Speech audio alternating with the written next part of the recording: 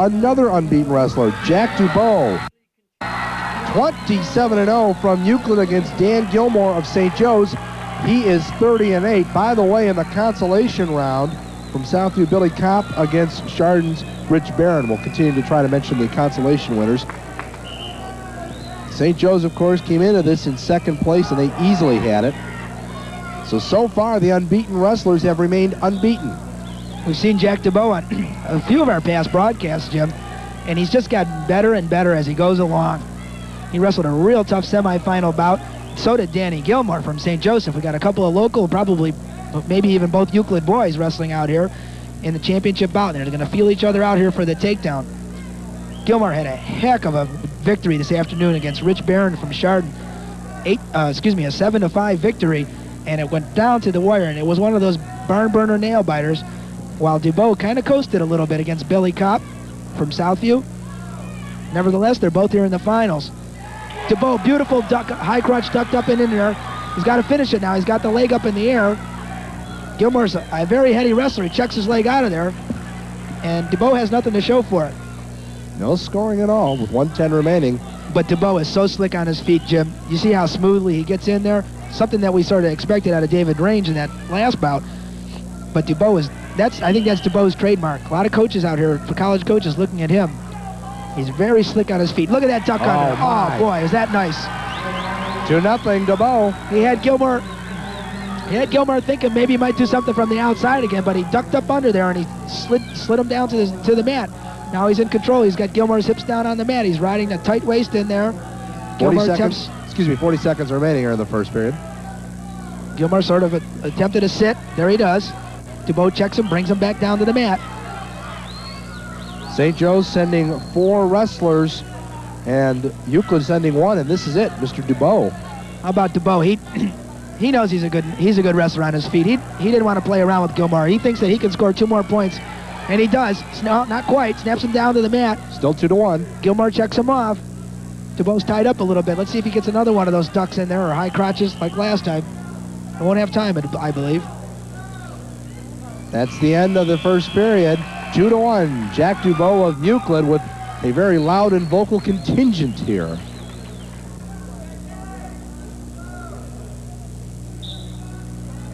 Very interesting, the strategy of some of these wrestlers. Gilmore had the choice on where he would like to start the second period. Immediately pointed down into the down position. That's why he's probably confident of his escapes. Also knows that DeBoe's forte is not riding. His forte is on his feet. And what in effect has happened now is Gilmore scored that 1 point to make the match even. Now it's back to an even bout. 2-2 here in the second period. Gilmore not a bad wrestler in his own right, believe me. Comes in here with a 30-8 record. DeBoe undefeated at 27-0. And I guess you know why, because DeBoe is very, very smooth on his feet. Gilmore looks to be a little bit more, not as quick on his feet, a little more cautious, maybe a little more defensive of a wrestler. Watch DeBoe now. He's circling maybe a little for position. Now you see him start to raise and lower his hips. He's trying to get a couple of fakes in there. He's trying to get Gilmore to pop his head up to make an opening so DeBoe can attack those legs. Gilmore maybe likes to tie up in here a little bit, sort of slow down the little bit quicker DeBoe. There's a duck in there, but it was checked, not complete. We see a stalling warning called against Gilmore. 50 seconds remaining, still 2-2. DeBoe doesn't look as aggressive as he did in that opening moment, but just as I said it, boy, he was going for it right there. Got in real tight on that double leg takedown, just ran out of real estate.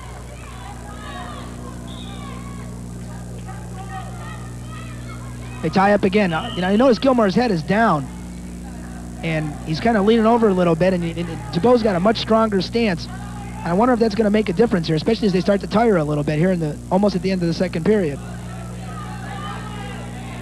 DeBoe putting a lot of pressure on Gilmore. He's got that underhook. Here he comes. Yep, he tries that duck. He may come back to the other side with it now. Still has that underhook. But see, Gilmore ties his arms up, so now he's taking away that offense. By the way, coming up in the 132-pound matchup later on, 2 unbeaten wrestlers. Oh, I'm looking forward to that one. Gilmore sort of semi-attempts a duck in there. DeBoe checks him off, and they're just like they're going to end it off in a 2-2 tie at the end of the second period. There's a stalling warning against DeBoe. Now they both got one. 2-2 tie at the end of the second. Ready for the third period now. 2-2 tie between Jack DeBoe of Euclid and Gilmore of St. Joe's. DeBoe in the up position really only makes a not sort of a half-hearted. I shouldn't say that because I know he's trying to attempt to keep DeBoe down. He doesn't really. Gives DeBoe the escape. Wants to go takedowns with him. I'm not so sure I agree with that strategy. Maybe Gilmore has something up his sleeve, Jim, but DeBoe is just so good on his feet. I don't know why you would want to get him in a position where you could wrestle him for takedowns, but... Well, DeBoe leads at 3-2. I just would not want to be behind on Jack DeBoe at all. I'd take my chances. Well, here we got an interesting situation. They've both been warned for stalling. The next stalling against either is a point, so we can't see any non-aggressive wrestling here. The referees will be quick to call stalemates when they get in situations that are just going to be long periods of time with no action, as you just saw. Again, DeBoe circling from the outside. Real cautious. Gilmore very defensive. I think you're going to see a quick stalemate call here, unless they run out of bounds. Minute 10 remaining in the third period, or just about out of bounds. Now the referee calls it. Well, you saw Gilmore there. I think that's what he's got in mind now. He wants to get DeBoe trapped under him. He seems to be very confident in that short offense on his knees. Tried to spin around behind. Ran out of space, though. And again, DeBoe with the underhook. Gilmore's trying to tie the arms up. See a lot of pushing out here. I wouldn't be surprised if there's a stalling coming up here. Fairly soon. All right, you see the mat judge look at the referee. Both officials looking. They're both looking at each other. Jim wondering who's gonna decide if there's gonna be a stalling. You hate to do that to kids in a championship bout. 45 seconds remaining. But let's face it, there's not much happening here. DeBoe with that underhook again. Gilmore tying up the arms again. Okay, now you see something happen. You see Gilmore trying to tie up DeBoe, trying to take him off balance. Now we're back to where we started again. DeBoe in on the single leg. Yep. I thought DeBoe was going to try something more there. Gilmore, of course, near the edge of the mat, checks him off. 23 seconds remaining. Official says, let's try this again, boys. And Mr. Gilmore has got to be aware of that clock with 23 seconds remaining. DeBoe unbeaten, remember. DeBoe now, he's got to watch himself because the referees will be looking to him to see if he's stalling. And they don't want him to coast because he's in the lead. It means he's got to step forward towards those takedowns. He can't be backing off. Gilmore really is not shooting those takedowns like you think he would. 3 seconds. And DeBoe's going to remain unbeaten. It wasn't. Oh, wait a second. Hold it, Jim. Oh! Hold it. They just called DeBoe for stalling. That's a point. That's going to tie it. We're going to have an overtime here. Well, a little controversy there. Fans don't like it. Harry King saying, wait a minute, I don't understand that. Oh, boy. What a controversial call. Let's explain that. Seems what happens was that DeBoe was not, although up 3-2, was not aggressively trying for a takedown. Referees seemed to think that another stalling was in order. He called the stalling at or right before the buzzer. Since DeBoe had already been warned once for stalling, that was a point. And rather than having a 3-2 victory, the additional point to Gilmore makes it a 3-3 tie. And we've got our second overtime bout. And now he's going to make him earn it, essentially. He did not want to have probably hear an earful from the other coach about, well, wait a minute, he didn't do anything. Well, a little controversy here in OT coming up. We're about to pick up action in the second overtime. There was no score in the first overtime. Of course, you started 0-0. Jack DeBoe of Euclid against Gilmore of St. Joe's. You should make mention, though, that Dan Gilmore was cautioned for stalling again. That will be his first stalling in the overtime period. Neither wrestler really made any tremendous attempts for a takedown. Very cautious, very tentative out there. Now we see Gilmore in a down position. DeBoe throws that cross-body right in. As I said before, we've seen him wrestle. DeBoe's forte is not really the riding, but with a 1 minute period here, maybe he feels that he can ride him out, hopefully get his escape in the third period. 34 seconds remaining, stalemate. Well, you made the point as we were watching the first overtime that you fans didn't see, Mike, that the important thing now is really, you know, they're both afraid to make the mistake right now. And, of course, DeBoe's unbeaten. As you move up, it gets harder and harder. It's probably his toughest match of the year so far, I would guess. There's no question about it. He's undefeated, and this one's taking him into overtime. Again, DeBoe, whose forte is not the ride but the takedown, feels he can waste away this minute here maybe even if he has to, make it look aggressive, just so that he could take it to 0-0 into the third period. In the third period, I believe DeBoe will have his choice. He'll either take down it, he may even take the takedown position. We'll see what happens.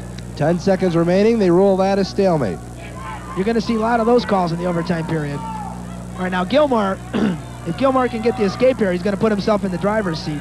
DeBoe's got 10 seconds to hold him back. Gilmore really makes a half-hearted attempt to come up. He puts his head down in the mat. He won't score many points that way. DeBoe will be probably able to ride him out. He does. All right, ready to start the third period. And as you saw in that second period, it was still 0-0, but a lot of interesting strategy. Yeah, especially DeBoe, who chose not to wrestle takedowns with him, but took the minute and took the ride for the whole minute. Now DeBoe, there it is. 1-0. That was his strategy, Jim. That's what he was trying to do. Felt if he could waste away that minute riding out Gilmore, keeping it at 0-0, he could get the escape. Now he's in the driver's seat. He's got a 1-point advantage. He's probably a little bit better wrestler on his feet. Gilmore's got the stalling warning. 35 seconds remaining. DeBoe can afford a stalling warning. I wonder if he'll use it. I know I would. You hate to think that a coach would teach him to do that, but I suppose some wrestlers are thinking that. He's got one to play with. Ooh. So you got 24 seconds remaining in this overtime. It has been heck of a bout. Now DeBoe can afford to do whatever. He may go for the 2 here if he wants. Gilmore in trouble. DeBoe's got Gilmore wrapped up on his knees. He may try a throw by. He may try nothing here and be conservative. I think that's probably what you'll see. 5 seconds remaining. DeBoe. Gilmore's going to run out of time, Jim. That'll it. What a victory for Jack DeBoe of Euclid. And for Dan Gilmore, a tough loss. He loses 1-0 in overtime. Your winner, as the first 3 matches have all gone to the unbeatens. He is now 28-0. Jack DeBoe of Euclid. Harry King will get the ride, of course, as we mentioned earlier, to Columbus. We knew that with the 2 Consolation 2 championships, and it has been an outstanding bout. While we have the opportunity, the shot you are now seeing, and take a look at it right now, you are seeing the setup just off the mat. And Mike, as you look at this setup here, it is impressive. You've got computers, you've got the scores, you've got everybody over there. And Mr. Schonauer, who runs this tournament here in Mentor, has done a first-class job, and this is exactly what we're talking about. Well, you can see why the state lets Jim Schonauer throw this bash every year, Jim. Everything's first class, all the way down to the computerized printouts that Jeff Smith provides. Yeah, those are the computerized printouts. And now ready to start the